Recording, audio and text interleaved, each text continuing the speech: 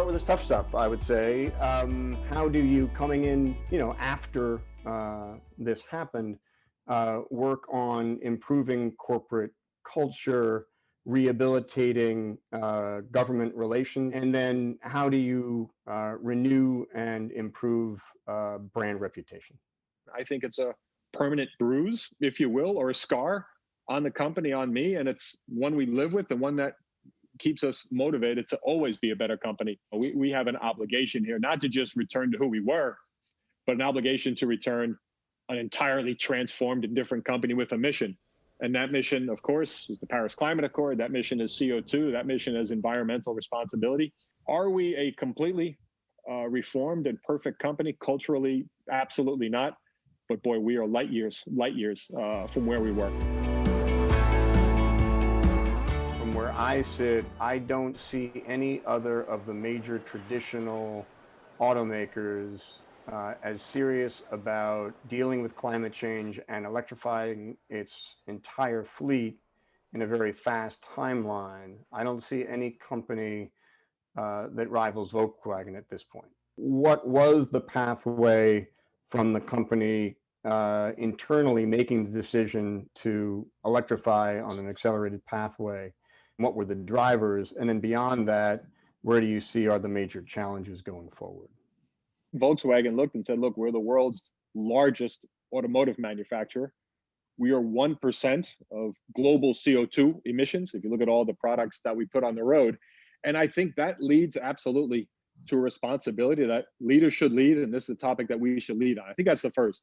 The second one does go back to what I'll call the flip side of that coin, is this obligation.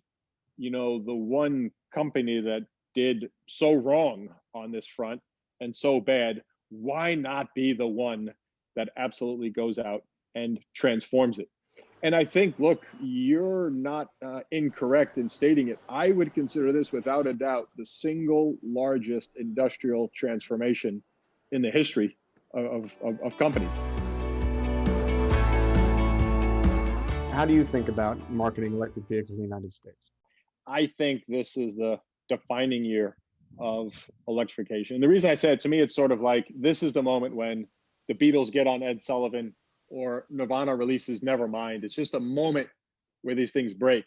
The biggest thing from my point of view with the consumer, because the American consumer sort of sits in two camps. They always say, no, it's not about me, it's about others, But at the very end of the day, when you're making a $30,000 or $50,000 or $60,000 purchase, it is inherently how important this purchase is to you. And I think too many electric vehicle positionings and marketing are these theoretical thing where it's going to be good for the air, it's going to be good for the environment, it's going to be good for somebody else.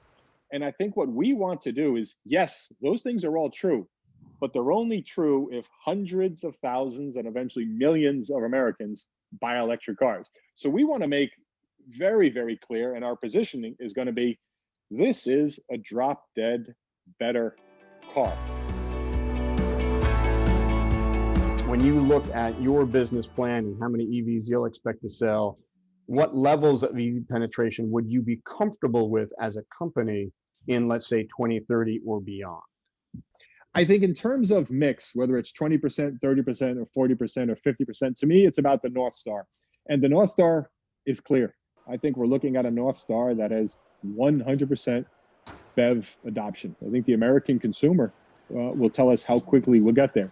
And we're going to do everything in our power to see that happens. Because one, yes, it's the right thing, but more importantly, it's the better mode of transportation. It's the cooler car.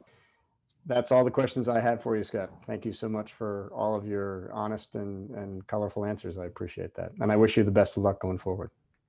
Awesome. Thanks, Drew. Thank you very, very much. I appreciate it.